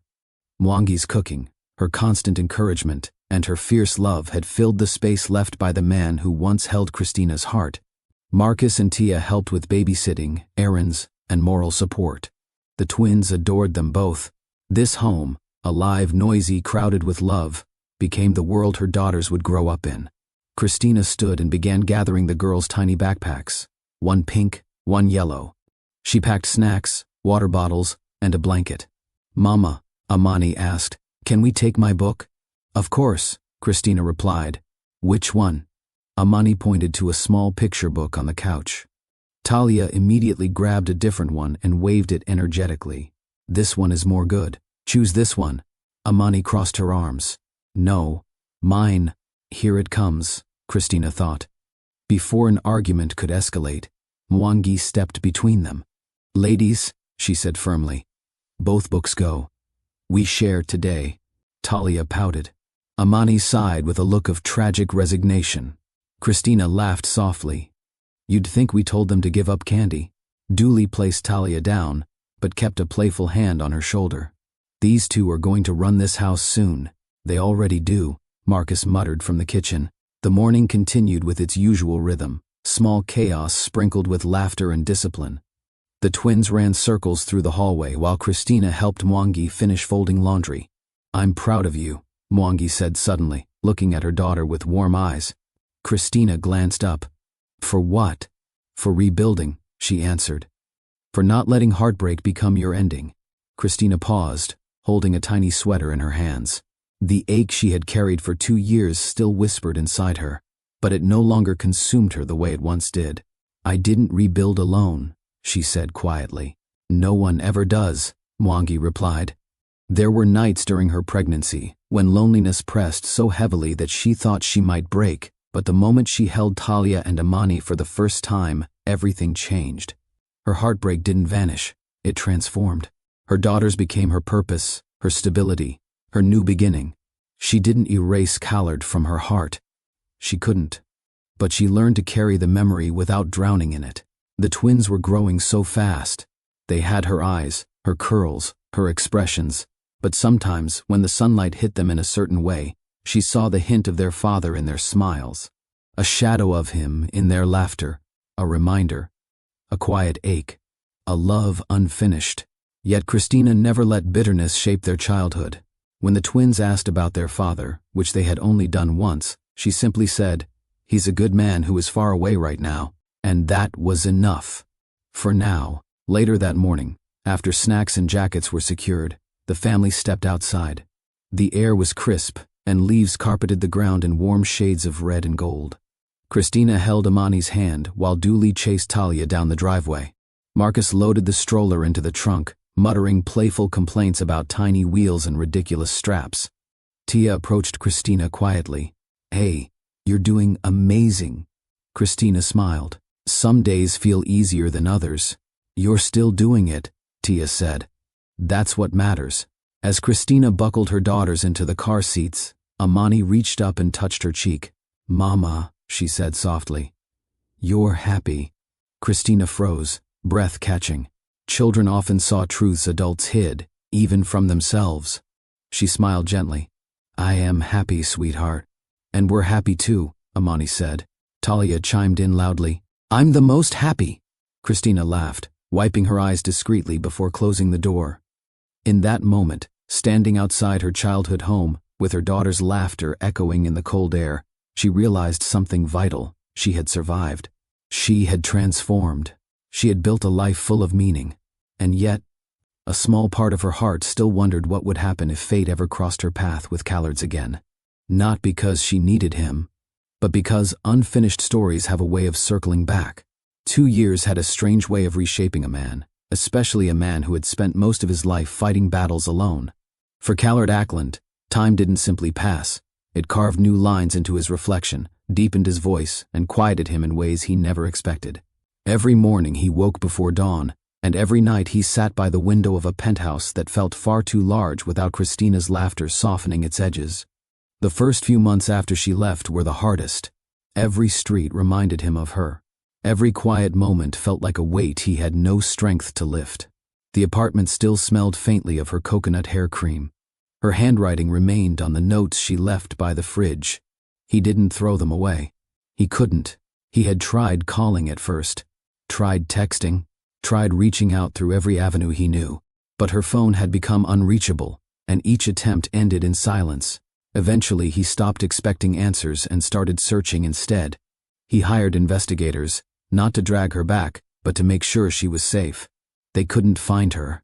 She had slipped out of sight completely, vanishing into a part of the city he couldn't penetrate. It was as though she had folded herself into the fabric of another life, far from his reach. And maybe, he realized painfully, that was what she needed. Work, once a refuge, became unbearable after her departure. The offices felt colder. The board meetings felt hollow. Every success tasted like nothing. He stepped down from day-to-day operations, choosing instead to evaluate what he truly wanted to build. Something meaningful, something rooted in the lessons she once tried to teach him. That was when the transformation began. He sat down with financial advisors, reviewed his entire empire, and made a decision that shocked everyone around him. He sold a large portion of his holdings. Shareholders panicked. Partners questioned his sanity. Reporters speculated wildly. But Callard didn't flinch. The money didn't matter. What mattered was purpose. He redirected the proceeds into community projects, not the glossy ones his company used to pose in front of, not staged ribbon cuttings or marketing stunts. Real projects. He funded the expansion of after-school programs in Rainier Valley. He built a computer lab in a struggling middle school. He launched scholarship funds through local nonprofits. He donated quietly, without photo ops, without press. The first time he visited a newly renovated youth center, a small boy tugged at his sleeve and asked, "Are you the man who fixed our roof?" That simple question lodged itself deep in his chest. He smiled softly. "No, buddy. I just helped a little. The people who work here are the real heroes." He walked away that day with a realization. The world Christina lived in, the world she fought for, was the world he wanted to build now. He became a familiar face in neighborhoods he once sped past. He learned names, not job titles. He volunteered at donation drives, helped distribute winter coats, assisted with food shelves, and spent evenings talking with parents who simply wanted a safer place for their children. Every act softened him. Every gesture humbled him. Every child reminded him of someone he lost. He often imagined Talia and Amani, though he didn't yet know their names, running through a park somewhere, laughing, clinging to their mother's hands. He wondered what their eyes looked like, wondered if they knew how deeply their father longed for them. But he didn't force the thought. Not out of fear, out of respect. Christina deserved peace, and wherever she was, he hoped she found it. One quiet evening, Callard visited a community garden he helped fund. Volunteers were planting winter herbs, shoveling soil into raised beds. The clouds above were tinted pink from an early sunset. A retired teacher named Mr. Holmes approached him, wiping dirt from his gloves. They had spoken a few times before. "You're here again," Mr. Holmes said warmly. "I like seeing things grow," Callard replied. "Growth takes patience," the older man said. "Sometimes you have to uproot what's dying to give space for what's living." Callard nodded slowly. "I'm learning that—" Mr. Holmes looked him over thoughtfully. "You carry the look of a man who's lost something important." Callard didn't respond immediately. Finally, he said, "Someone I loved. Someone I failed to protect." "Then the only thing you can do," Mr. Holmes said gently, "is make sure the world she believed in becomes real." Callard exhaled, a quiet, heavy breath. "That's what I'm trying to do." He walked the garden paths long after the volunteers left, thinking about Christina, how she taught him empathy through action, not words, how she challenged his comfort, how she believed change required presence, not just money. He wished he had understood sooner. But a man can only move forward once he knows where he fell. As the 2-year mark approached, his transformation became visible even to those who didn't know his story personally. His suits grew simpler, his voice gentler, his ego smaller. He became a mentor to young entrepreneurs. He sat on the floor with children during reading sessions. He spoke less, listened more. People whispered that he had become a different man. They weren't wrong. But no matter how much he grew, a quiet ache remained. A space only one woman and 2 children could fill. A space that never softened with time. Some nights he found himself driving through old neighborhoods, unsure of what exactly he was searching for.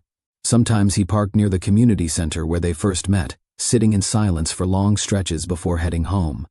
Each time he whispered a silent hope. "Wherever you are, I hope you're safe." He meant it every time. One afternoon, he attended a small charity luncheon, nothing extravagant, just community leaders gathering to discuss school funding. As the meeting ended, a young mother approached him with her daughter. "Mr. Ackland?" she asked shyly. "Could you talk to my son sometime? He's been struggling in school, and he looks up to you." He knelt to meet her daughter's eyes. "If he wants to talk, I'm here." The woman smiled gratefully and stepped away. Callard stood, staring at the exit doors for a long moment. A quiet thought floated through him. This is who I should have been all along. Not a polished millionaire giving speeches, not a CEO behind glass walls, but a man connected to others, a man Christina could have been proud of. He rubbed his thumb along the edge of his palm, something he often did when thinking of her. "Would you forgive someone who broke your trust?" He whispered, almost as if asking himself. The question lingered in the air, heavy and honest, because he still didn't know if he deserved forgiveness. But he knew he would spend the rest of his life becoming a man worthy of being forgiven. Bellevue was alive with weekend energy. Cars moved steadily through the parking lot, families bundled in coats hurried toward the entrance, and shopping carts squeaked across the pavement as people prepared for the winter season ahead. Inside the giant warehouse store, warm lights glowed over aisles stacked high with everything from bakery treats to children's jackets. Christina pushed a shopping cart slowly through the produce section, her eyes focused on a handwritten list tucked under a box of berries. It had taken her 3 entire tries to get both girls out of the house that morning. Talia kept insisting she was going to wear her sparkle shoes, which were far too slippery for grocery store floors, and Amani insisted on taking a tiny stuffed bear that she kept dropping every few steps. Now, the twins rode side by side in the cart's child seat, pointing excitedly at every single thing they saw. "Look, Mama," Talia squealed, reaching toward a giant display of apples. "These are huge." Amani tapped her sister's arm. "Mama said no touching, Tally." "I didn't touch," Talia declared, her fingers suspended 1 inch away from an apple. Christina gently guided her hand back. "Good listening," she said with a calm smile. She had gotten good at multitasking, scanning prices while managing twin energy, selecting produce while preventing Talia from jumping out of the cart, and keeping peaceful negotiations between the girls when their opinions collided. She had become a woman who could handle morning tantrums, nap-time battles, and late-night fevers with resolve instead of fear. Motherhood had made her strong in ways heartbreak alone never could. The girls were her stability, her joy, her new beginning. She moved toward the bakery aisle, unaware that a man she once loved more than anything had just walked into the same store. Callard hadn't planned to come to Bellevue that afternoon. He rarely came to this Costco, preferring the one closer to his new townhouse. But something pushed him out of the house, something he couldn't name, an inexplicable urge to move, to breathe air different from the steady routine he had built for himself. He grabbed a cart and drifted through the aisles without any real intention. The store buzzed with families, couples, children wearing oversized coats, snack samples being offered from tables. He scanned faces unconsciously, an old habit he had never shaken. For 2 years he had searched for her, without success. 2 years of hope slipping between his fingers, like sand. 2 years of wishing he could go back and unbreak what he shattered. He pushed his cart forward mechanically, head down, until a sound caught his attention. A small burst of laughter so full and bright that it cut straight through the background noise. His breath slammed to a halt. He knew that sound. He knew it with a certainty he couldn't explain. He turned and froze. 20 feet away stood Christina. Time stopped. She was leaning over the cart, adjusting a small jacket on one of her daughters. He could tell instantly they were her daughters. Their daughters. 2 little girls with deep brown eyes, curls bouncing freely, cheeks flushed from excitement. He couldn't move, couldn't breathe, couldn't think. Everything inside him collapsed inward. Christina looked up as if sensing a shift in the air. Her eyes landed on him. For 1 suspended second, she didn't react. She simply stared, expression unreadable. Then her breath hitched. She straightened slowly, her hand resting protectively on the cart seat. Her eyes widened, not with anger, not with joy, not with relief. Something deeper, something indescribable. Shock, fear, recognition, memory. She had imagined this moment before in the quiet corners of her mind, but imagining it and living it were 2 very different storms. The twins noticed her sudden stillness. Talia looked around, curious. "Mama, why you stop?" Christina swallowed, unable to speak. Amani followed her gaze and spotted Callard first. The little girl blinked, studying the stranger. She stared with the uncanny focus that toddlers had when they recognized something familiar, even if they didn't know why it felt familiar. Then, slowly, both girls slid their gazes between the man and their mother. Callard's hands tightened on the cart handle. His heart pounded with a force that shook through his entire body. He took 1 small step forward, then another. Christina's chest rose and fell rapidly. Her fingers curled tightly around the handle of the cart, as if anchoring herself. He stopped 3 feet away, unable to come any closer without risking the fragile space between them. A soft, strained whisper escaped him. "Christina." He didn't even hear his own voice clearly. His pulse was too loud, his thoughts too scattered. He saw everything at once. The familiar curl pattern in the girls' hair, the shape of their noses, the slight dimple in one child's left cheek. They looked like her, and they looked like him. He blinked hard, a tremor running through his jaw. Christina opened her mouth to speak, but before a single word came out, Talia leaned forward, pointing directly at him with a curious expression. "Mama," she asked, "who's that man?" Her question sliced through the air. Christina hesitated. Her lips parted, but emotion clogged her throat. Amani, quieter but more perceptive, tilted her head and studied Callard's face.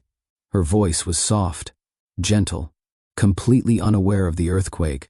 Her words were about to unleash. "Daddy?" she said. Christina's hand flew to her mouth. Callard's world collapsed. Everything he had built over the last 2 years, his self-control, his redemption, his quiet acceptance of loss, shattered in an instant. His knees nearly buckled. A sharp inhale ripped through him. Tears gathered in his eyes before he could stop them. His lungs burned. His heart cracked open in a way he had never felt, not even the night she left. Because this moment wasn't pain. It was recognition. Truth. A truth he had long feared he might never see. He looked at the twin girls, his daughters, and whispered brokenly, "My God." Amani reached a hand toward him, her innocence lighting her face. Talia stared wide-eyed, sensing something important, even if she didn't understand. Christina finally found her voice, though barely. "Girls," she said softly, "hands to yourselves." Her voice wavered, not scolding, but trembling with emotional overload. Callard lifted both hands slowly, palms open, showing no intention of crossing a boundary. I'm not here to hurt anyone," he whispered. He wasn't sure if he was saying it to them or to himself. Christina's eyes filled, not with anger, but with the crushing weight of 2 years of silence crashing into a single impossible moment. For the first time since she left him, he saw her tears, real, raw, unhidden, and he felt his own fall in answer. Around them, the world continued, carts rolling, conversations murmuring, a child crying somewhere down the aisle. But inside the small universe the four of them occupied, time narrowed to a single fragile breath. Fate had stepped in, not loudly, not violently, but with a quiet force that neither of them could escape. Christina didn't speak for several long seconds after Amani's small voice called him Daddy. The air inside Bellevue Costco felt too heavy to breathe, too still for a place filled with weekend noise. She blinked rapidly, trying to gather herself, trying to regain control before everything inside her spilled outward. Callard stood frozen, eyes glassy, shoulders shaking slightly as he swallowed the raw shock gripping him. He had imagined seeing her again, imagined being face to face with the consequences of that night. But nothing prepared him for the reality of seeing his daughters, living, breathing reminders of what he lost. Christina cleared her throat. We can't talk here." Her voice was gentle but firm, protective. She reached for the cart, hands trembling despite her attempt to appear steady. The twins watched their mother closely, sensing the emotional undercurrent even if they didn't understand it. Callard nodded immediately. "Of course, wherever you want. I'll follow your lead." Christina didn't look at him. "Just let me pay for these things." He stepped back to give space. His chest tightened when the clerk smiled at the twins as they passed items over the scanner. A normal family moment, one he had missed entirely, one he had forfeited. The weight of that truth pushed into him like a bruise being pressed again and again.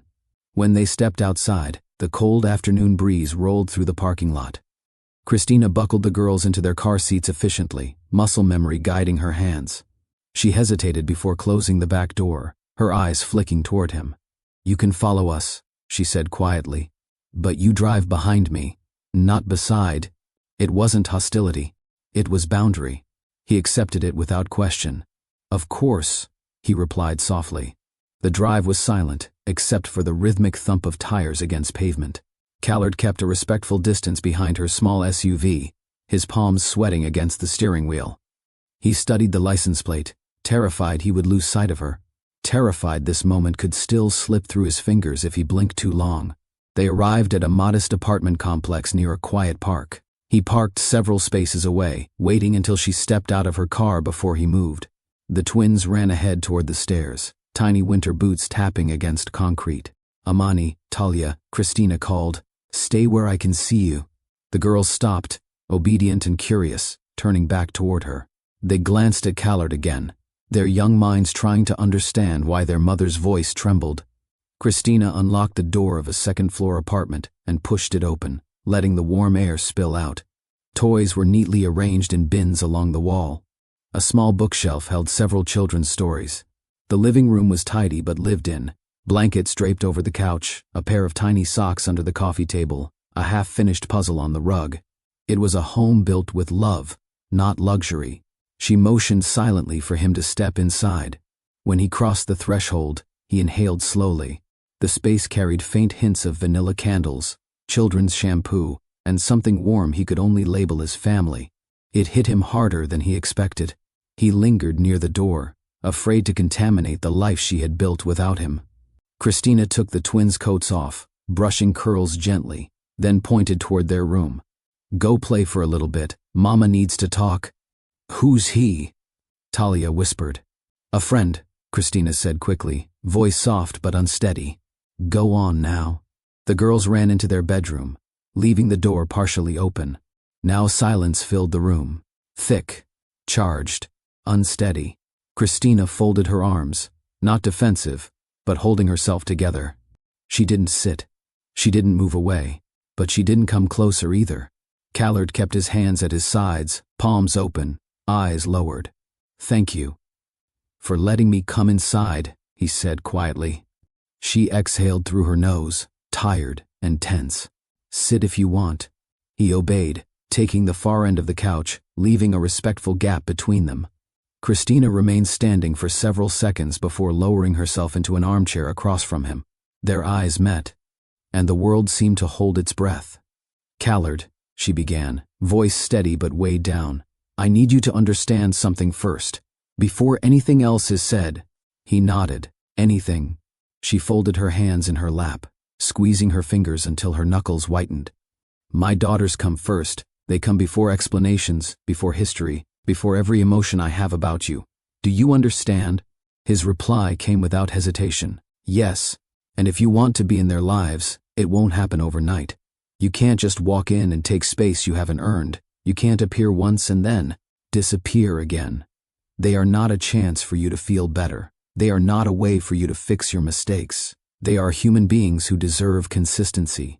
"I know," he whispered, voice breaking. "And I swear to you, I will never disappear again. Not from them. Not from anything tied to them." Christina's eyes glistened, but she blinked the emotion away before it fell. She leaned back, inhaling deeply. "I don't trust you," she said plainly. He closed his eyes at the blow. "I know. You hurt me in a way no one ever has," she continued, her voice thickening. "You looked at me, your wife, and believed a lie because it aligned with an old wound you never dealt with. I destroyed everything," he whispered. "I live with that every day." Her jaw tightened. "An apology doesn't undo what I went through, what the girls went through. Raising twins alone isn't something you recover from in a week." He swallowed hard, unable to lift his gaze. "I'm not here expecting forgiveness today, or tomorrow, or anytime soon.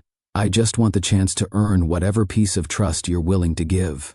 The room went quiet. Christina leaned forward slightly, searching his face with a seriousness that made his chest throb. "What exactly do you want, Callard?" He lifted his eyes, not fast, not boldly, but with the quiet sincerity of a man who had spent 2 years reshaping his soul. "I want to be their father," he said simply. "Not in name, in action. I want to show up for them. For every scraped knee, every school morning, every bedtime story. I want to be present in ways I never experienced myself."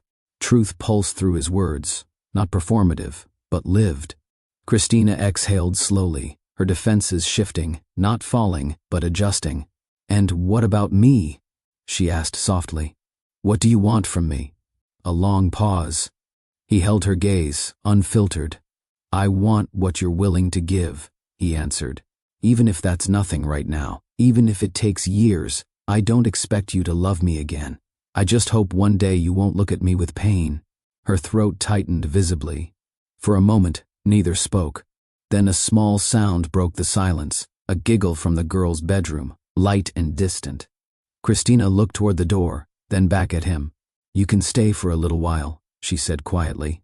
"We'll talk more after they play." It wasn't acceptance. It wasn't forgiveness. But it wasn't shutting him out either. For now, that was enough. The sound of plastic blocks clattering against the bedroom floor filtered through the apartment, mixing with the soft hum of the heater. Christina stood in the doorway, watching her daughters play. She didn't turn, but she knew Callard was behind her. keeping a respectful distance as he tried to understand how to belong in a space he had never stepped into before. She glanced back at him.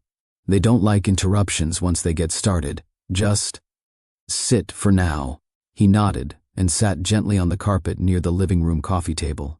He kept his posture low, careful, non-imposing, as though he feared even his shadow might unsettle the fragile balance inside the apartment.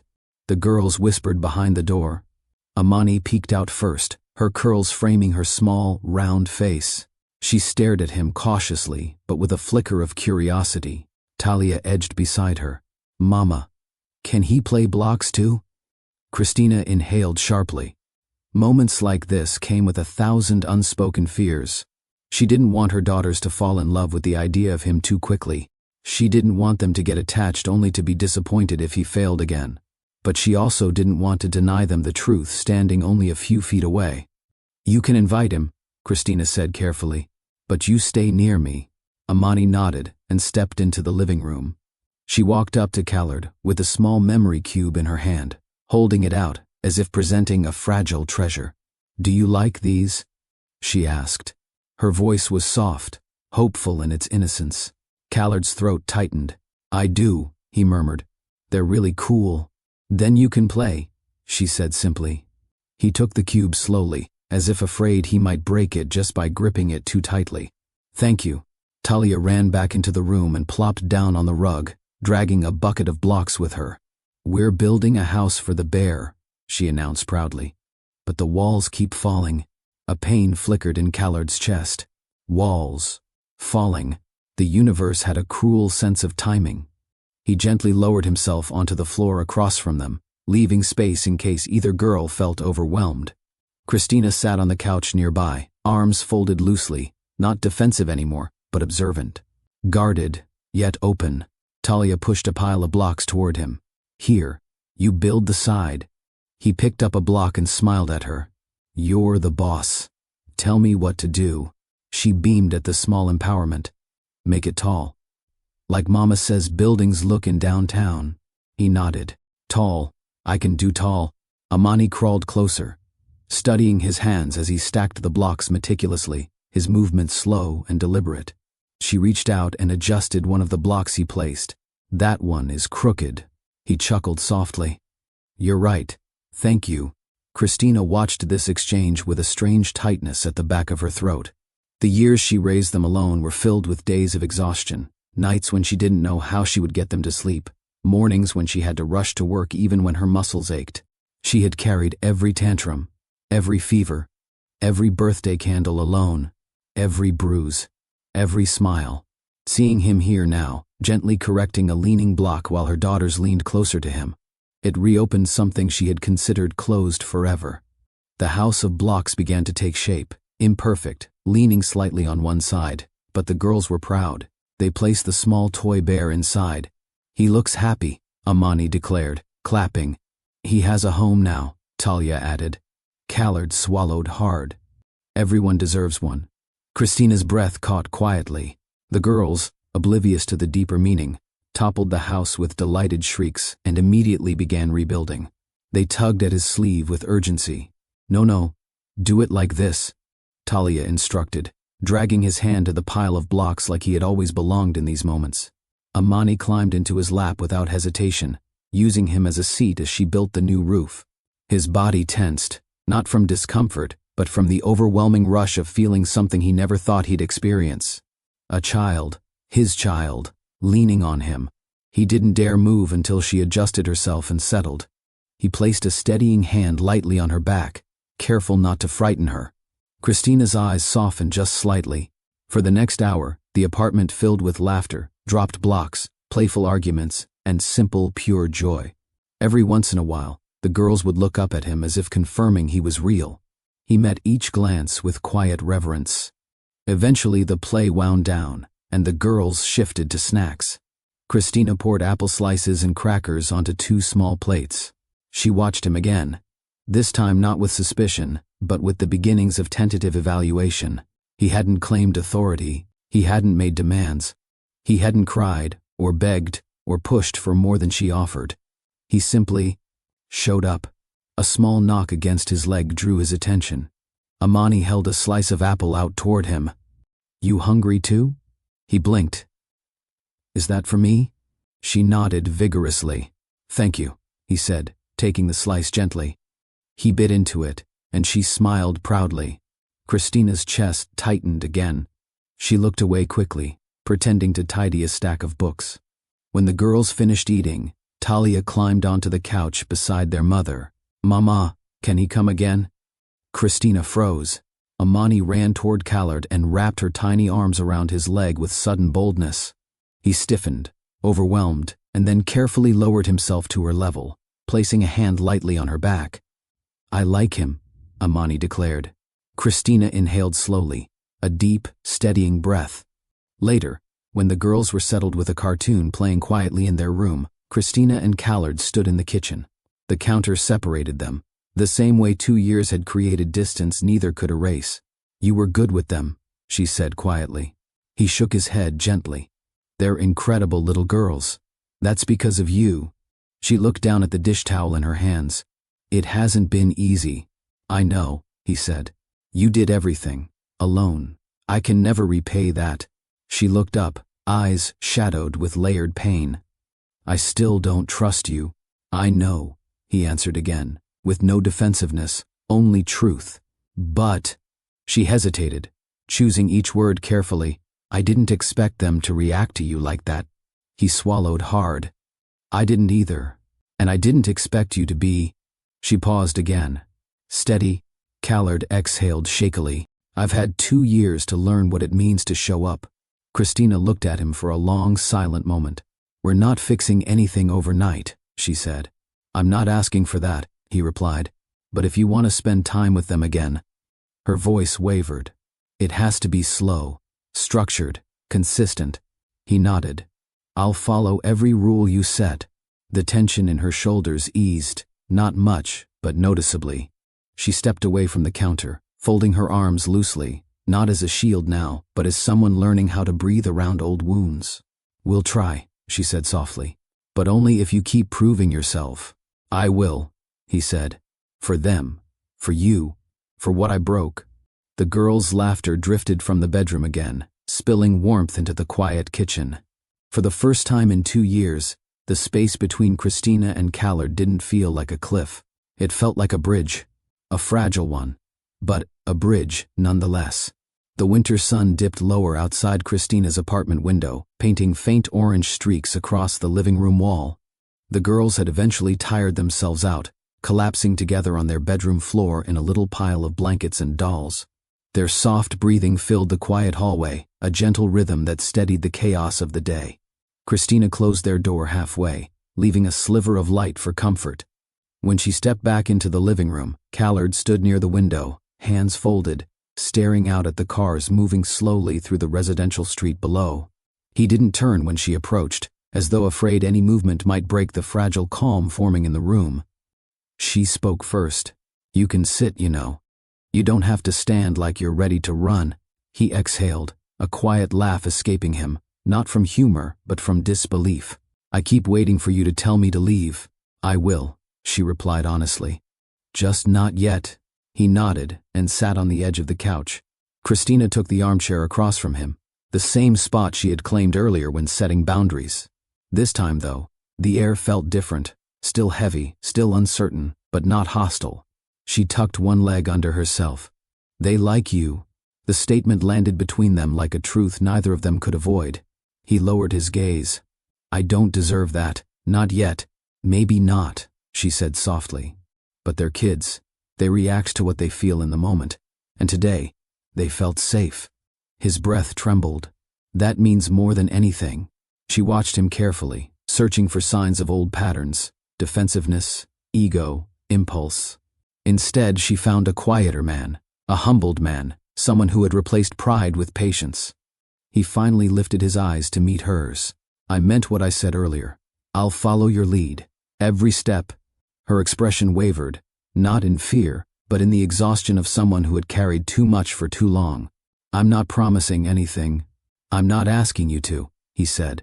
They held each other's gaze for a long moment, two people who had once shared a home, now trying to rebuild something far more delicate. A soft thud sounded from the girl's room, followed by a faint giggle. Christina stood quickly, peeking inside. The girls were awake again, rolling around in their blanket pile like tiny puppies. "Are we going to bed now?" Amani asked. "Not yet," Christina said gently. "But bedtime is soon." Talia spotted Callard in the living room. "Is he staying for bedtime?" Christina froze. Callard's eyes widened slightly. "Only if your mom says it's okay." Talia looked at her mother with hopeful eyes. Christina hesitated. Part of her knew allowing him to stay longer might confuse the girls. Another part, however, saw their excitement, pure and unaffected by history. She exhaled slowly. He can stay for a little longer, but bedtime routine stays the same. Both girls cheered and ran past her. Amani jumped onto the couch beside him, while Talia took his hand and tugged him toward the bookshelf. "Read this one," she demanded, holding up a thin book with bright colors on the cover. Christina paused in the hallway, watching. The scene felt almost unreal, this simple moment of domestic calm. Her daughters curled beside the man she once loved, the man she once trusted with her whole heart. She watched the way he held the book so both girls could see the pictures, how he paused before turning a page to make sure they weren't rushed. His voice was steady, warm, gentle, exactly the kind of voice children anchor to. Something inside her shifted, not forgiveness, not yet, but a loosening of the tight grip around her chest. When the story ended, Amani laid her head on his arm. "I'm sleepy. I'll carry you," he whispered instinctively, then froze and looked at Christina for approval. Christina nodded once, keeping her expression neutral. He lifted Amani carefully, as if holding a rare treasure. Talia followed, grabbing his pant leg to make sure he didn't leave her behind. He tucked them into bed, smoothing their curls back, whispering a quiet goodnight. When he stepped back into the living room, Christina was waiting near the doorway. She crossed her arms, not in anger, but in a posture of contemplation. "You didn't push. You didn't overstep. That matters." He nodded. "I'm learning. You weren't like this before. I wasn't who I needed to be," he admitted. "For you, for them, for myself." She let the truth of that settle before asking, "What changed you?" He looked at his hands. "The moment I realized I chose fear over love, I knew I couldn't stay the man I was. I didn't know how to fix things with you, but I knew I had to fix myself." Christina's eyes softened for just a moment, then steadied again. "Growth is good, but it doesn't erase what happened." "I know," he said quietly, "and I'm not here to rewrite the past. I'm here to build whatever future you'll allow." She stepped closer, not close enough to touch, but closer than earlier. "This isn't reconciliation," she clarified. "This is beginning again. For the girls." "For the girls," he repeated, though something in his voice hinted at deeper hope he dared not say out loud. "Boundaries stay," she continued. "You see them when I say. You communicate with me clearly. You never disappear. You never make promises you can't keep up." "Yes," he agreed immediately. "To all of it. And you understand," she said, voice steadying, "that I'm not stepping back into a relationship with you just because you've changed." He swallowed. "I understand. I'm not asking for us. I'm asking for them." The sincerity in his voice left no room for contradiction. Christina exhaled, long and slow. "Then we take it one day at a time." He nodded. "One day at a time." They both looked toward the half-open bedroom door, where soft breathing filled the apartment. The world outside moved steadily, cars humming down the street, wind brushing against the windows, but inside, something new was forming. Not romance, not reunion, not a miracle. Something quieter, something earned. A path. A slow, careful path toward tomorrow. Christina stepped toward the front door. "I'll walk you out." He followed her quietly. She opened the door, and the hallway light cast a soft glow over both of them. He stood on the threshold, searching her face for any sign of resentment or regret. He didn't find either, just tired strength, and something like hope buried deep beneath it. She spoke softly. "Thank you for showing up today. Thank you for letting me," he replied. They held eye contact one last moment before she gently closed the door. He stood there for several seconds, hand resting lightly against the wood, breathing in the quiet. Inside, Christina leaned her forehead against the door, eyes closed, heart unsteady. Outside, Callard whispered to himself, "I'll earn this, day by day." And somewhere in the middle, in the space between past wounds and future possibility, a fragile beginning took root. True love is not proven when everything is easy. It's proven in the slow rebuilding after everything has fallen apart. Real families are not built on perfection. They are built on honesty, humility, patience, and the courage to begin again. If this story moved your heart even a little, don't forget to like, comment, and subscribe. Your support helps more people discover these life-changing stories. Tell us below, do you believe in second chances?